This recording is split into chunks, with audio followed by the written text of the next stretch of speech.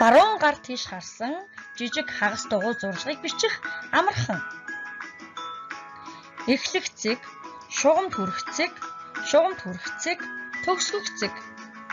Үргэлжлэх цэгээр тодруулан харцгаая.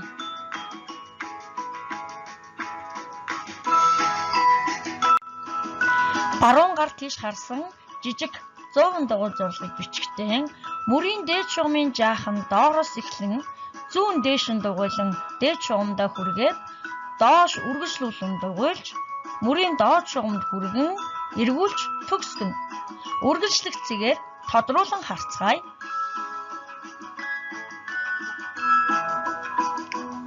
Эхлэх цэг, шугамд хүрэх цэг, шугамд хүрэх цэг, төгсгөх цэг.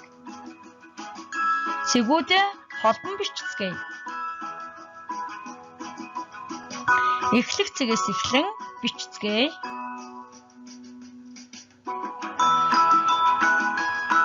Одоо цэггүйгээр бичцгээе.